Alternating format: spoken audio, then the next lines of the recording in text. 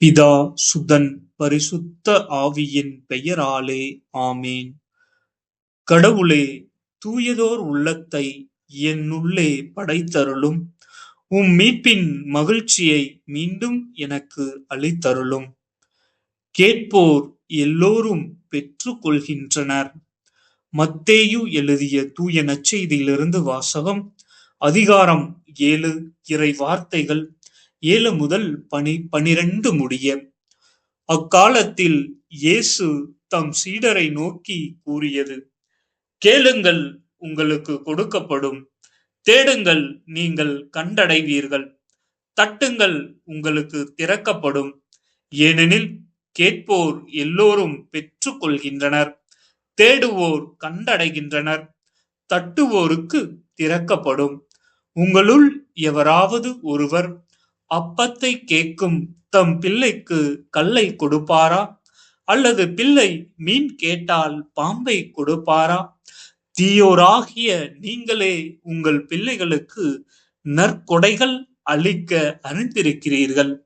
அப்படியானால் விண்ணுலகில் உள்ள உங்கள் தந்தை தம்மிடம் கேட்போருக்கு இன்னும் மிகுதியாக நன்மைகள் அளிப்பார் அல்லவா?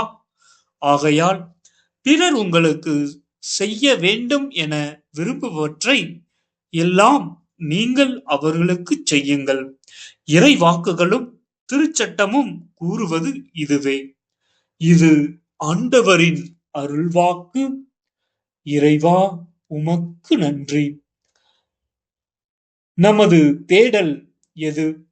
நமது தேடல் யார்? கேளுங்கள், உங்களுக்கு கொடுக்கப்படும்.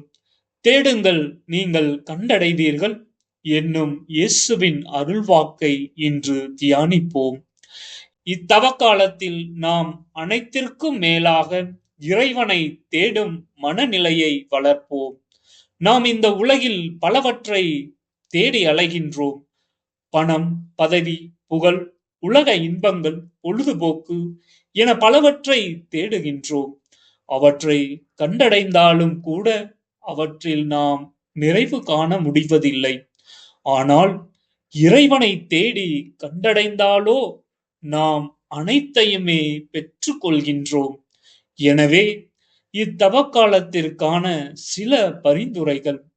அதிகாலை நேரத்தில் இறை வார்த்தையில், நற்கருணையில் இயேசுவை தேடுவோம். பகலில் நமது பணியில், வேலைகளில், பரபரப்பில் அயலானுக்கு உதவும் வேலைகளில் ஆண்டவரை தேடுவோம். இரவில் அமைதியில், ஆழத்தில் ஆண்டவரை தேடுவோம், கண்டடைவோம். ஆமேன்.